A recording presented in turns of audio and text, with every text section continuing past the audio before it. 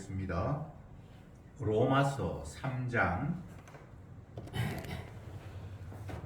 1절에서 4절까지 교독하겠습니다.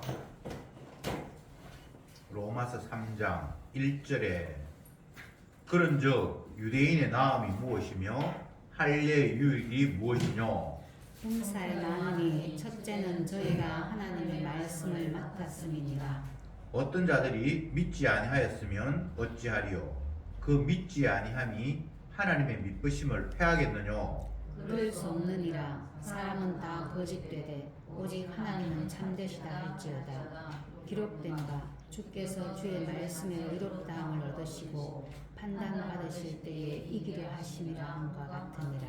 아멘. 거기까지만 읽겠습니다.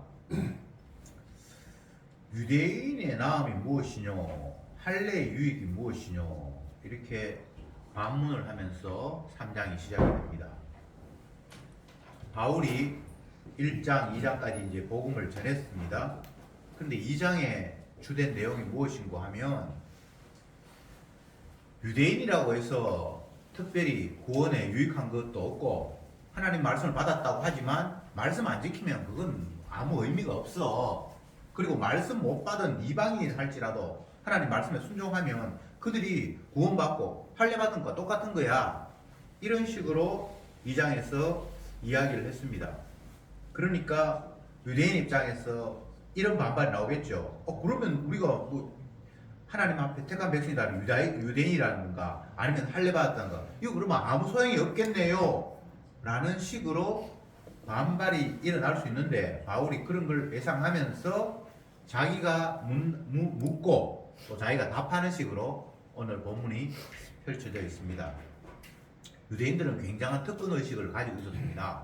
왜냐하면 세상 그 어떤 민족에게도 하나님이 당신의 뜻이라고 하면서 말씀을 주는 적이 없었는데 자기들만 말씀을 받았잖아요. 그러니까 굉장히 특권의식을 가지고 있었고 또 자기들은 당연히 천국 백성이 되었다고 생각을 했습니다. 그러면서 상대적으로 이방인들, 하나님의 율법을 받지도 못한 사람들은 그들은 지옥 백성이고 우리는 천국 백성이다. 이런 식의 생각을 가지고 있었는데 바울이라는 사람이 물론 유대인입니다. 복음을 전하면서 유대인이라고 해서 다 천국 가는 거 아니야. 복음 받았다고 해서 하나님의 율법을 받았다고 해서 율법 안 지키면 그 받은 거 아무 소용없어. 그건 이방인하고 똑같은 거야. 이렇게 이야기했을 뿐만 아니라 이방인들에게도 그들이 하나님의 말씀을 순종하면서 지킨다면 그들이 할례 받고 유대인 된 것처럼 그들이 천국 갈 수 있어. 이렇게 얘기를 해버렸단 말이죠. 그러니까 유대인들이 우리가 할례 받았다, 하나님 말씀 받았다라는 게 아무 큰 의미가 없어. 안 믿는 사람도 하나님 말씀 지키면 천국 가고 할례 받은 거하고 똑같이 되고 하나님 말씀 받았는데 그 말씀 순종하지 못하면 그냥 지옥 가다 그러니까 특권 의식이 부서지는 정도가 아니라 그럼 우리가 뭐 아무것도 아니잖아. 이런 식의 생각을 충분히 할 수 있는데 바울이 그에 대해서 반론을 제기하고 있습니다.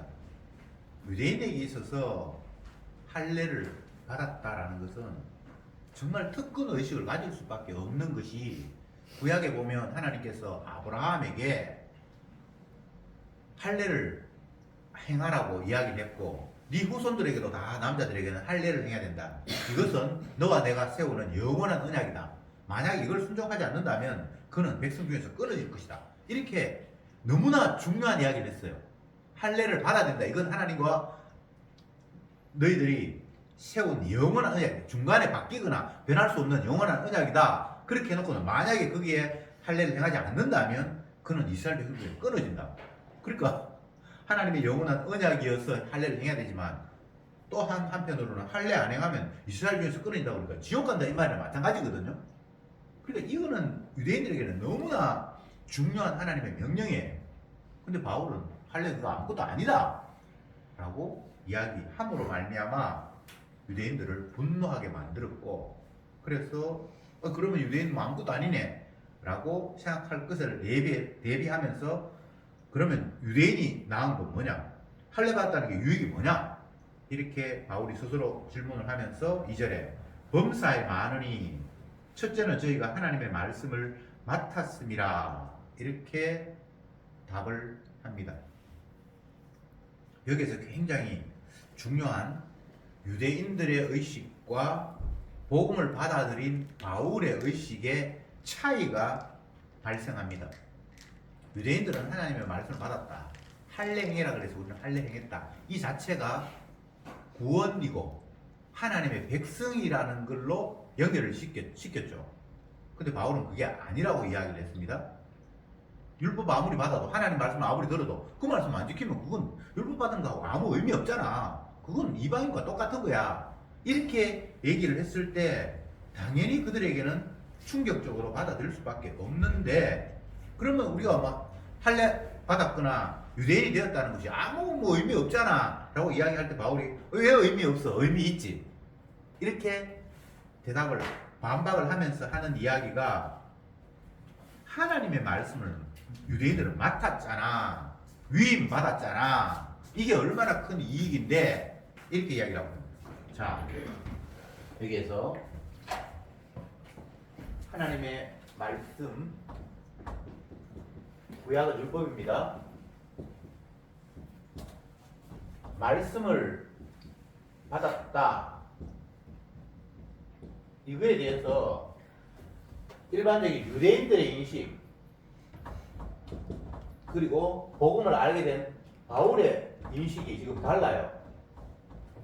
이 사람들은 율법을 받았다, 율법을 지켜야 구원 얻는다, 너희들은 하나님의 택한 백성이다, 그렇게 하니까 이거는 특권, 천국 티켓, 천국 티켓을 받았다고 생각하는 거예요. 왜냐하면 이 세상에 수많은 사람들이 있는데 다른 사람들은 하나님의 뜻이고 뭐 말씀이고 전혀 받지를 못했어요. 그래서 자기는 하나님의 말씀을 받았는데 그 말씀에 순종하면 천국 백성이다, 너희들은 내 백성이다, 할례를 행하면 내가 너희들과 영원히 함께 하겠다, 나는 네 하나님이 되고 너는 내 백성이 되겠다, 이렇게 했으니까 당연히 우리는 하나님이 선택받은 백성이고 말씀을 주셨으니까 할례를 우리도 행했고, 그러니까 우리가 천국 백성이다, 따놓은 당상이다, 천국 티켓은 우리에게 있다. 그래서 이방인들을 보면서 아주 무시하고 깔보고 그렇게 살았단 말이죠. 그런데 바울이 그렇게 이야기를 안 했다. 특권의식 이거 없어. 바울은, 얘들은 이렇게 특권의식을 가졌는데 바울은 그렇게 이야기하지 않았습니다. 그럼 바울은 율법을 어떻게 이해했는가 하면, 하나님의 뜻을 알게 된 그 자체가 얼마나 대단한 것인가 라는 거예요.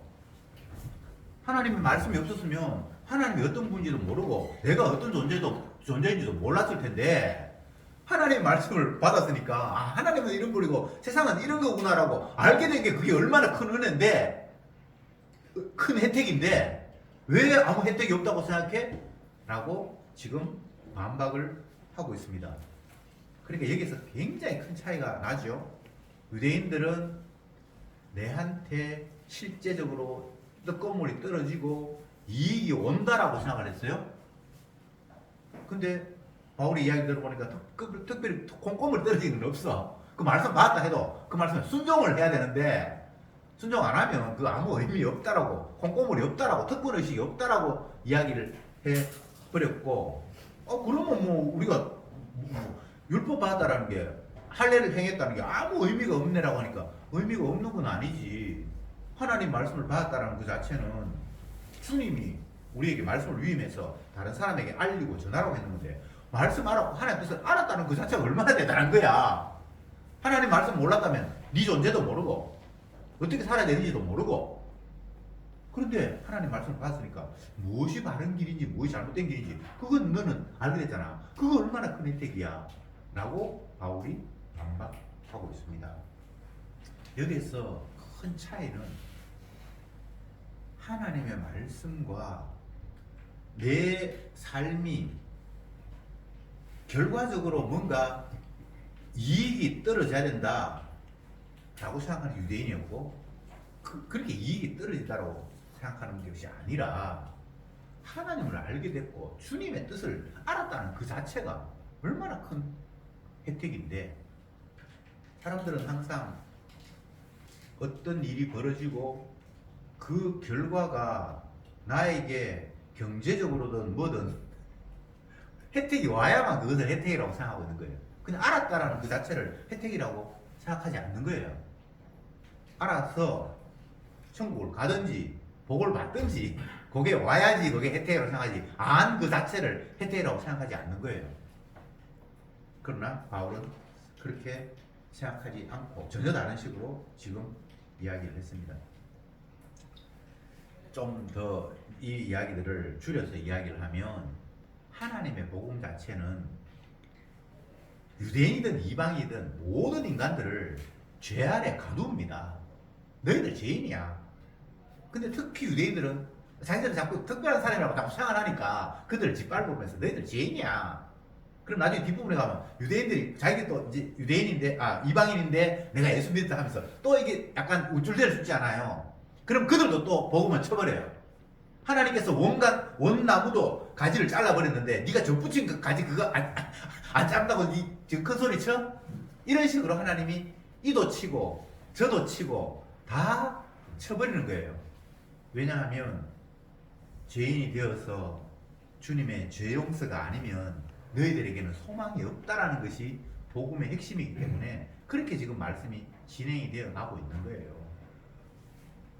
어떤 경우에도 인간이 스스로 특권 의식을 갖는다든지 내 이 자리는 굉장히 괜찮은 자리야 라고 남들과 나를 차별할 수 있는 그런 인간은 세상에 아무도 없습니다. 율법 앞에 복음 앞에 모든 사람은 죄인의 자리로 가야 합니다. 그걸 이야기하기 위해서 바울은 첫 번째는 유대인을 치고 또 나머지는 유대인 아닌 사람도 치고 가르치는 자도 치고 배움받는 자도 치고 교회 안에서 먼저 심판이 있으리라 이렇게 이야기함으로 말미암아 이제 나 성도라고 생각하는 그들도 치고 교회 밖은 당연히 치고 그래서 모두를 다 죄인으로 만드는 거예요. 고린도 후서 4장 10절을 한번 봅시다. 제가 이 말씀을 좀 자주 보게 되는데 그래도 봐야 돼요. 너무나 중요하기 때문에. 지난주에도 제가 이 말씀 봤는 것 같은데 고린도 후서 4장 10절 같이 읽어봅시다. 시작. 우리가 항상 예수 죽인 것을 몸에 짊어지면 예수의 생명도 우리 몸에 나타나게 하려 함이라. 우리가 항상 예수님을 죽였다는 걸 몸에 짊어진대요. 그렇게 해야만 예수 안에서 우리가 생명을 얻었다는 걸 나타내 보여주기 때문에 십자가 죽음을 예수님 십자가 죽이셨다 내가 죄인이다라는 것들이 과거사로 돌리면 안 돼요. 우리가 항상 예수 죽였다는 걸 몸에 짊어지고 산대요. 이게 성령의 역사예요. 너 죄인이야. 네가 하나님마저 배척해버렸잖아. 네 살려고. 하나님 말씀이 네게 귀에 거슬린다고 네가 하나님 말씀을 막아버렸잖아. 항상 예수 죽인 것을 몸에 짊어지게 하신대요. 그래야만 거기에서 용서의 생명이 예수 그리스도 안에서 살아나기 때문에 우리를 살리기 위해서 우리를 죄인 만든다는 이야기입니다. 이 방법 말고는 다른 방법의 구원은 없습니다. 그래서 하나님의 말씀이 우리를 죄인으로 규정하는 것은 이거 엄청난 은혜예요. 죄인 안 되면 죄 용서하신 예수님과 관계가 끊어져 버리잖아요. 그래서 우리를 항상 예수 죽인 것에 넘긴다. 이 성령의 역사입니다. 네가 예수님 죽였잖아. 항상 어느 때 그런 게 아니고 성령께서는 성도들에게 항상 네가 살인자잖아. 네가 하나님을 배반했잖아. 네 지금 살라고 하나님의 말씀을 발로 차버렸잖아. 네 지금 이익 생각하면서 하나님의 말씀을 물리쳤잖아. 여러분 이 삶 말고 여러분 다른 삶을 사는 게 있습니까?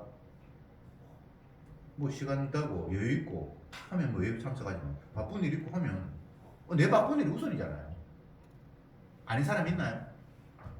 그럴 수밖에 없으니까 우리는 마음대로 살자 이 이야기를 지금 하는 게 아니고 인간의 죄악된 실상을 이야기를 하고 있는 거예요. 성경은 자꾸 이렇게 이야기를 하면 뭐 굳이 뭐 주일날 예배 드리고 꼭 그렇게 할 필요 뭐 있냐. 어차피 뭐 우리는 우리 마음대로 살 수밖에 없는 사람인데 하면서 자기의 행위를 또 정당화하는 식으로 또 말씀을 받은 사람이 있어요. 정당할 이야기가 아니고 그냥 우리가 죄인 되는 게 어떻게 정당한 일입니까? 그게 지옥 가야 될 일인데 마귀는 계속해서 하나님의 말씀을 인간이 받아서 그 인간들이 자기 유리한 쪽으로 자꾸 둔갑시켜요. 아무리 진리를 이야기해도 그 진리를 둔갑을 시킨다니까요. 그래서 내 정당화 쪽으로 이해하도록 만들어요. 우리는 인간은 율법을 못 지킵니다. 이렇게 이야기를 하면 우리는 죽었다 깨나도 죄인입니다라는 이런 이야기인데 율법 못 지키니까 내 마음대로 살자. 이런 식으로 사람들이 하나님의 말씀을 지 편한 대로 둔갑해버린다고요. 이게 마귀의 전략이에요.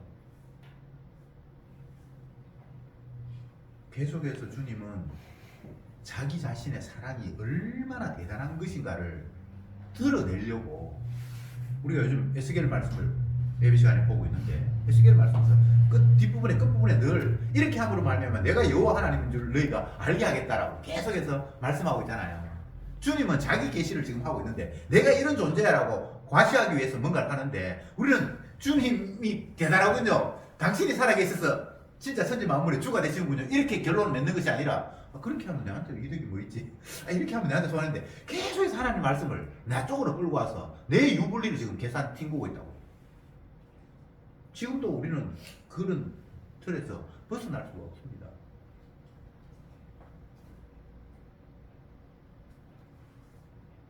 하나님은 자기 아들을 신약에서는 자기 아들을 주되게 하기 위해서 드러내게 하기 위해서 모든 일들을 하십니다. 그래서 예수님을 십자가에 죽게 하셨고 3일 만에 다시 살리셨는데 그 아들이 죽고 살아남을 사도행전에서는 뭐라고 이야기하고 있는가 하면 이것도 찾아보는 게 중요해요. 사도행전 2장을 한번 가봅시다.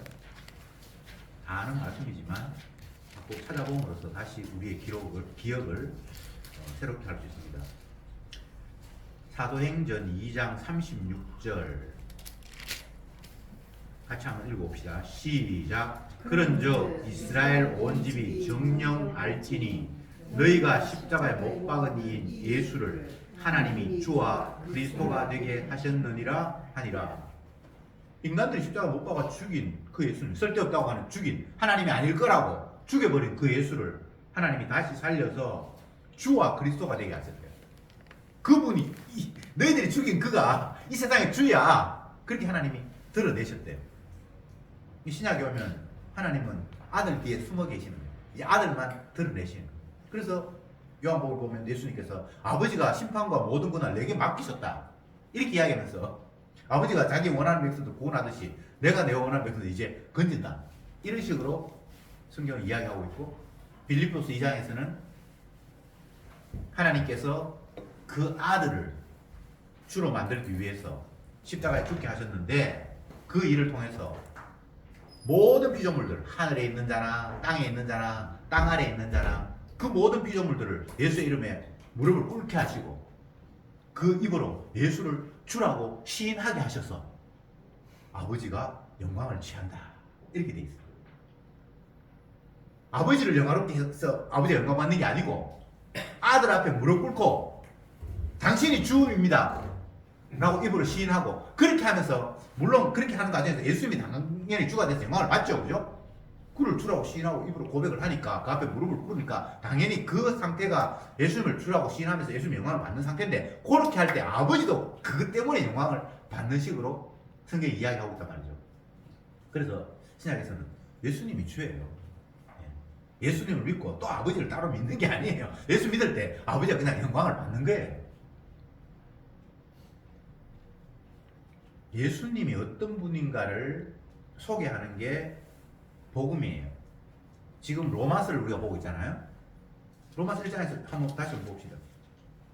1장 1절에 예수 그리스도의 종 바울은 사도로 부르심을 받아 하나님의 복음을 위하여 택정함을 입었나니 이 복음은 하나님이 선지자들로 말미암아 그의 아들에 관하여 성경에서 미리 약속하십니다.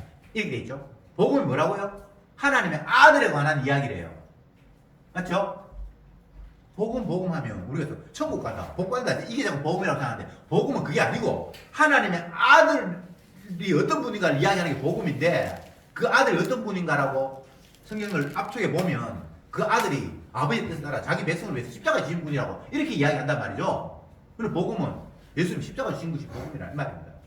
예. 그 이야기를 하기 위해서 중간에 많은 이야기를 삽입하고 있어요. 뭐 할례가 뭐 의미가 있나 없나, 유대인이 나은 게 있나 없나, 이방인들은 어떻고, 이런 이야기가 많은데 그것이 결국은 하나님의 아들이 예수님이 십자가에 죽으심의 의미를 담아내는 그런 걸로 지금 여기 쫙 펼쳐지고 있어요. 사람들은 십자가를 제대로 이해하지 못하기 때문에 성경에는 예수님이 십자가에 못 박혔다는 이야기도 있고 부활했다는 이야기도 있고 나중에 다시 온다는 이야기도 있고 뭐 천국에 대한 이야기도 있고 이렇게 이야기하면서 많은 성경에 나타난 이야기들 가운데 하나가 예수님 십자가라고 그렇게 생각하는 사람이 있어요. 그러면 그건 엉터리예요. 모든 이야기는 다 십자가를 이야기하는 거예요. 그 십자가 안에 모든 개념이 다 담겨 있어요. 구원, 십자가 안에 피로 덮임 받은 자가 구원이에요. 그게 천국이에요. 그게 하나님의 백성이고 그게 교회예요. 예수님의 죽으심 따로 있고 또 다른 개념이 따로 있고 따로 있고 이런 게 아니에요. 모든 성경에 나타난 개념은 예수님의 십자가 죽으심이라는 그 안에서 파생되는 그런 개념이에요. 그래서 바울은 나는 예수 그리스도와 그의 십자가에 못 박힌 것 외에는 너희들이 아무것도 알지 않기를 원했다.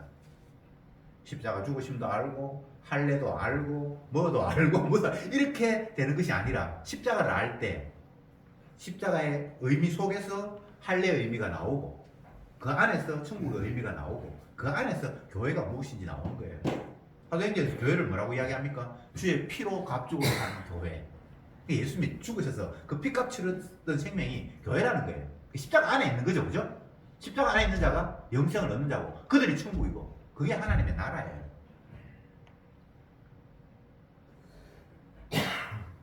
3절을 봅시다. 어떤 자들이 믿지 아니하였으면 어찌하리요? 그 믿지 아니함이 하나님의 믿으심을 폐하느뇨. 1절에서는 유대인들이 그럼 특별히 나은 것도 없네.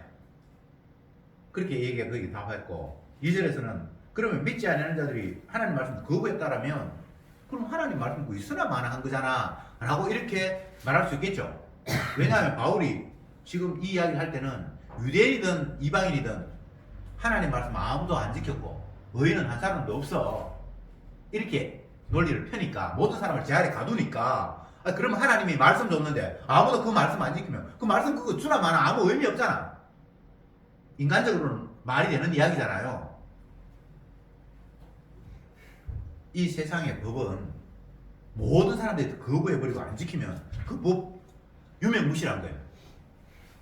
예전에 그 박정희 시절이었을 것 같은데 그때 이제 우리의 구석들을 다 없애고 새로운 곳으로 나아가자고 그렇게 하면서 법 가운데 하나가 구정 쉬지 말고 신정을 쉬어야 된다고 1월 1일 날 공휴일로 만들고 막 그렇게 했어요. 근데 사람들이 평생을 그냥 업력으로 지내왔던 사람이 갑자기 이게 안 돼가지고 나중에는 그 법이 없어졌고 무효돼 버리거든요. 그런데 그런 관점으로 하나님이 율법을 줬어요. 근데 이 땅의 모든 인류들이 그 율법을 지키도 못한다고 했으면 그러면 그 율법 아무 의미 없잖아라는 이런 질문을 할 수 있잖아요. 그 바울이 그렇게 물어놓고는 4절에 그럴 수 없느니라 아무 의미 없는 거 아니야 라고 또 대받아 쳐버립니다. 그러면서 사람은 다 거짓되되 오직 하나님은 참되시다 할지어다 이렇게 반박을 했습니다. 자,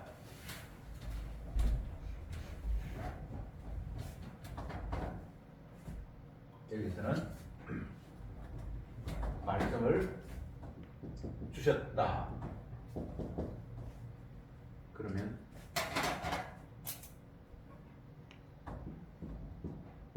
아무도 안 지키면 이 말씀 이거 의미 없잖아. 근데 바울은 의미가 없는 게 아니라고 대답을 하고 있습니다. 왜? 1번의 첫 번째 유대인의 나음이 무엇이냐 하고 대답이 똑같아요. 하나님의 말씀이 절대적인 기준이고 선인데 그 말씀이 없으면 무엇이 옳고 그름인 줄도 너희들이 몰랐을 텐데 그 말씀이 너희들 지키고 안 지키고 지금 문제가 아니고 말씀 통해서 무엇이 무엇이다는 이게 옳은 것이고 이게 잘못된 것이라는 걸 알았다라면 그 자체가 의미가 있지라고 이야기하면서 사람은 다 거짓되되 이렇게 이야기하면서 하나님 참되시다. 하나님이 오라. 하나님이 의로운 분이야.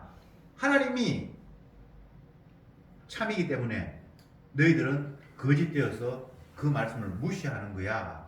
이렇게 이야기를 함으로 말미암아 인간의 죄악을 다시 한번 폭로시키고 있습니다. 모든 성경은 인간을 죄인으로 만든 거니까요.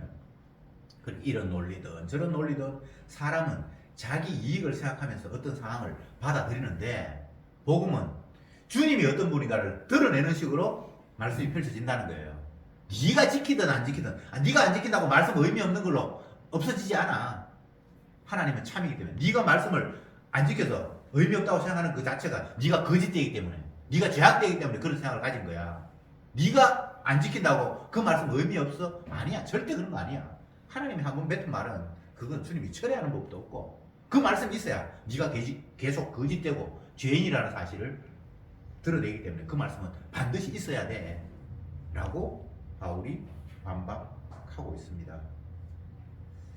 참 이게 얼마나 인간적인 사고방식과 반대되는 거예요.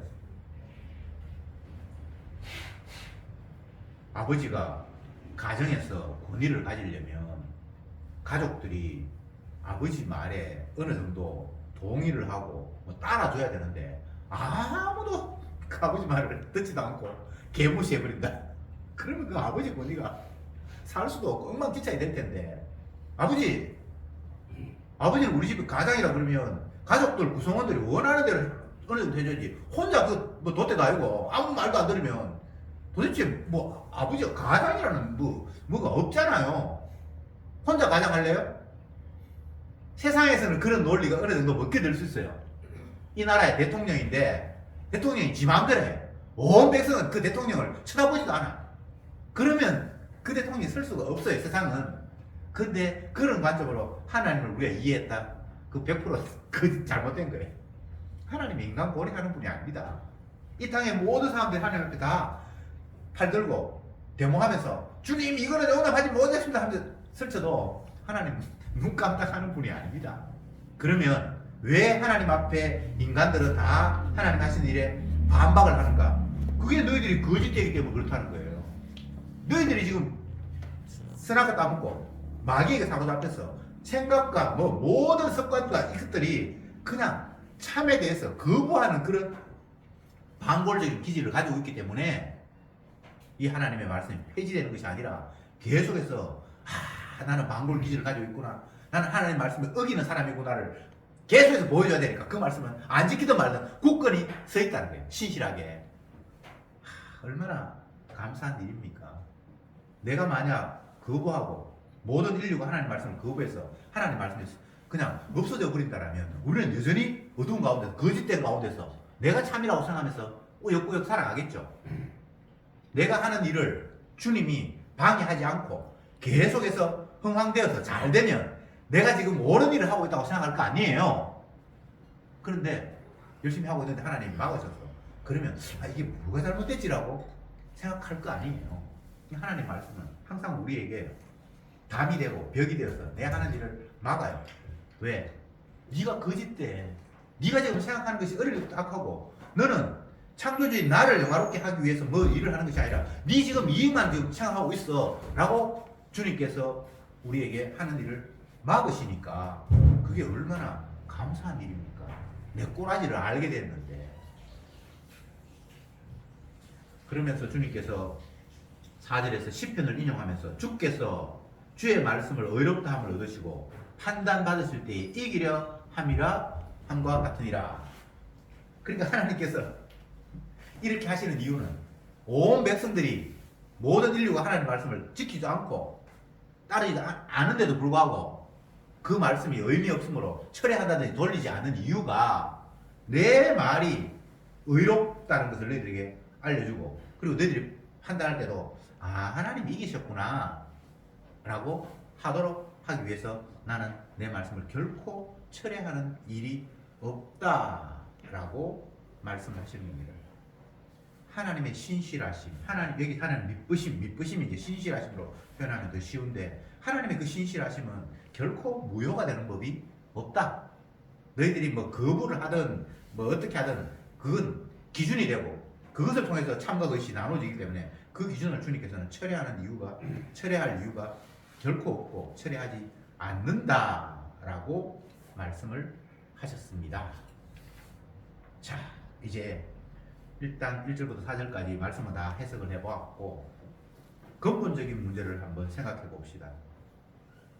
왜 사람들은 하나님의 말씀, 예수님이 이런 분이라는 것, 예수님은 유대인이고 이방인이고 뭐 특별히 그렇게 구분하는 분이 아니다.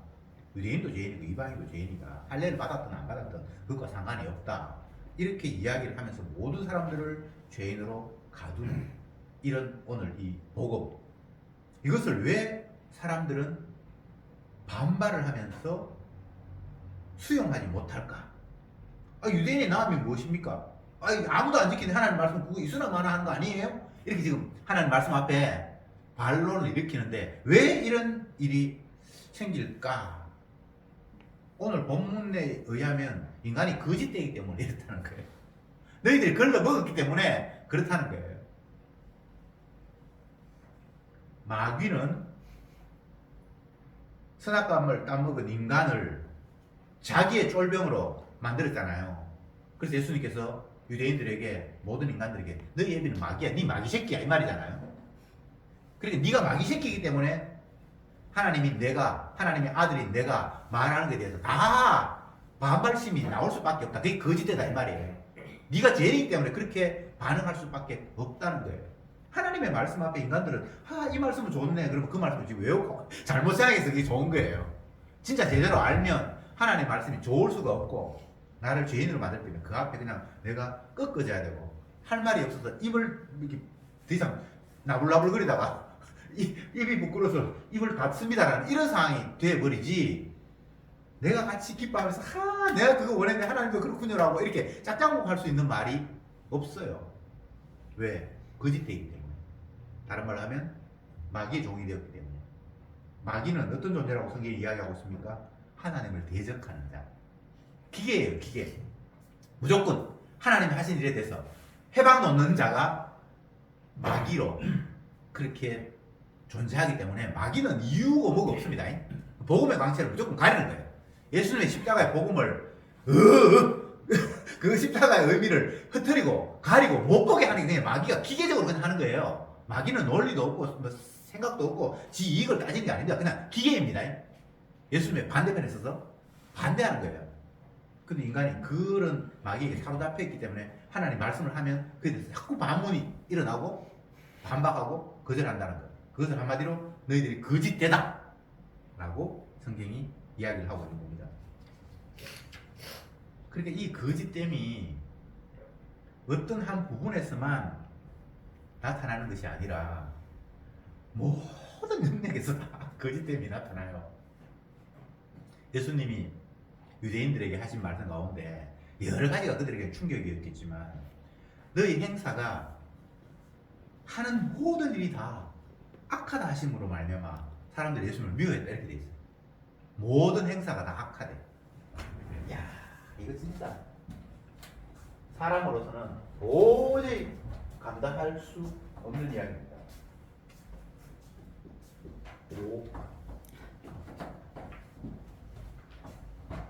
모든 행사가 악하다. 행사는 인간이 말하고 행동하는 거 전부 다 어떤 부분을 지적하는 것이 아니고 모든 말과 행동 그게 다 악하다 이렇게 규정을 해버렸어요. 그러면 사람들이 또 반발하죠. 모든 사람 다 당신 지켜봤나? 어떤 순간이든 24시간 다 그 사람의 하는 행동이나 생각을 네가 다 지켜봤나? 이런 식으로 반박을 하죠. 예수님은 하나님이니까 다 안다 칩시다. 그거 말고 복음 전하는 이런 사도 바울이나 이런 사람이 너희들이 하는 행동들은 볼 것 없어 전부 다 악이야라고 만약 얘기했을 때 사람들이 나오는 반박은 네가 내 24시간 내 지켜봤나? 이 말 당연히 나오겠죠. 그렇지 않겠습니까? 그럼 바울이 뭐라고 이야기할 거예요? 내가 너를 24시간 지켜봐서 아는 게 아니라 인간의 행사는 다 거짓되다고 이미 말씀하셨기 때문에 24시간 중에 어느 한순간도 네가 악하지 않은 순간이 없어. 그 말이에요. 우리가 사람들에게 복음을 이야기하면 내 생각을 이야기하는 것이 아니라 주님의 뜻을 이야기하는 거잖아요. 예를 들어서 어떤 사람에게 너 그냥 죄인이고 네 하는 모든 거 다 악밖에 없어. 그렇게 이야기를 하면 당장 나오는 게 네가 내 다 찾아봤냐? 24시간 지켜봤냐? 당연히 그런 질문이 나오겠죠. 그 자체가 하나님의 말씀을 가지고 그 사람이 나와 교통한다는 생각하지 않고 저 사람이 자기 생각으로 나에게 공격한다라고 이렇게 바라보기 때문에 그런 반론이 나오는 거예요. 은혜 받은 사람은 사람이 말을 하든 누가 말을 하든 그게 하나님의 말씀이면 하나님의 말씀으로 받아요. 하나님이 저 사람을 통해서 내게 말씀하시는구나 이렇게 생각을 하지, 하나님 빼버리고 지가 뭔데 지금 나를 완전히 악하게 몰아 이렇게 되지가 않아요. 그러나 그건 성령이 와야 되는 일이고 성령이 임하지 않으면 결코 그것을 하나님 말씀으로 받아들일 수 없어요. 세례 요한이 주의 영이 임해서 막 하나님 말씀을 전하잖아요, 온 백성에게. 그럴 때 하나님 말씀으로 받는 게 아니라 쟤가 도대체 어느 파야? 저 바리새인 중에 있어? 아니면 제사장 중에 있어? 그래서 찾아가가지고 너 누구한테 배웠는데? 누가 니한테 그렇게 가르치라고 그렇게 라이센스 자격을 줬는데? 그럼 나는 아무한테 자격 받은 거 없다. 하나님께서 나를 시켜서 한다. 자기들에게는 이게 이해가 안 되는 거예요. 그 당시에 룰이 다 있죠. 제사장 계열, 사두개인 계열, 서기관 계열, 그 사람들만 가르칠 수 있어요. 그들은 하나님 앞에 가르치는 은사를 받았다고 자기 생각해요. 근데 듣도 못한 어떤 사람이, 젊은 사람이 나타나가지고 세례 요한이 그렇게 외칠 때 나이 30살이거든요. 대제사장 정도 되려면 절대 그 나이에 못 된단 말이에요. 그렇죠, 그죠? 그러니까 새파랗게 젊은 게, 아니면 어떤 뭐 계열에 속한 것도 아니고 듣도 못한 덧보잡이라고 그러죠. 덧보잡이 나타나가지고 새파랗게 어린 게막 서기관 바리새인 독사의 새끼를 얼고 독서를 퍼부으니까 너 도대체 어디서 굴러온 뼈다귀야? 하나님 말씀을 못 받으니까. 그게 이상한 게 아니고 지극히 당연한 거잖아요. 근데 그 지극히 당연함을 왜 그러냐라고 물으면서 네가 거짓되기 때문에 그런 반응이 나올 수밖에 없다는 거예요. 복음을 거부하는 이유는 인간이 사탄의 종이 되었고 사탄은 하나님 말씀을 거부하도록 되어 있는데 나도 모르게 그냥 거부하는 일이 난다. 그게 첫 번째 물음에 대한 답이고. 근데 주님은 왜 이런 식으로 복음을 전하게 하실까? 거부할 사람들을 아신다면 그 거부할 걸 그냥 긍정적으로 받아들일 수 있도록 해가지고 복음을 전하면 좋을 텐데 왜 이런 식으로 할까? 만약 우리가 복음 빼버리고 내가 어떤 사람에게 나아가서 내 말을 하고 싶다 그러면 내가 충분히 요 말을 하면 저 사람이 저런 사고방식을 가르치니까 거부할 수 있을 텐데 라고 만약에 내가 안다면 거부할 걸 빼고 긍정할 수 있는 요소를 가지고 다 가는 게 맞잖아요. 근데 하나님이 인간을 거부할 걸 모르는 분은 아니고 그 알면도 불구하고 그 거부할 이야기를 그냥 왜 집어 던지냐는 이야기예요. 그 이유는 지옥 갈 사람 지옥 보내기 위해서 하시는 일이에요. 거부할 사람은 거부해야 되는 거예요, 이 말씀을. 그리고 세 번째, 인간의 죄관과 하나님의 죄관이 너무나 다르기 때문에 주님은 그것을 계속해서 폭로하시는 거예요. 너희들은 내 생각과 달라. 봐, 내가 이렇게 말하면 너는 정반대로 깨구리처럼 그렇게 나오지. 그래서 또다시 우리를 죄인으로 들추어내시는 거예요. 그러면 여기서 이제 하나만 공부하죠. 40분 됐네. 율법, 다른 말로 하나님 말씀은 인간에게 주어지면 그냥 반드시 그냥 반박이에요, 반박. 모든 사람 죄인이니까. 근데 여기에서 결국은 수용하는 사람과 끝까지 반박하는 사람이 또 나누어져요. 이 수용하는 사람은 성령이 그에게 찾아가서 건질 자예요. 성령 없으면 그냥 처음부터까지 그냥 반박을 하는데, 자기 택한 백성은 반박에서 시작했다가 나중에는 그 말씀 앞에 끄끄는 상황이 만들어져요. 그건 그 사람이 물력해서가 아니라 하나님이 자기 택한 백성 건지려고 성령을 주셔서 그 말씀을 이해하게 하고 깨닫게 하고 아멘 하도록 만들어요. 그래서 구원 얻은 사람은 주님의 은혜로 내가 구원 얻었다라고 말하지, 내가 가만히 생각해보니까 내가 잘못됐더라 이런 건 없습니다. 그래서 구원 얻는 사람은 주님의 은혜.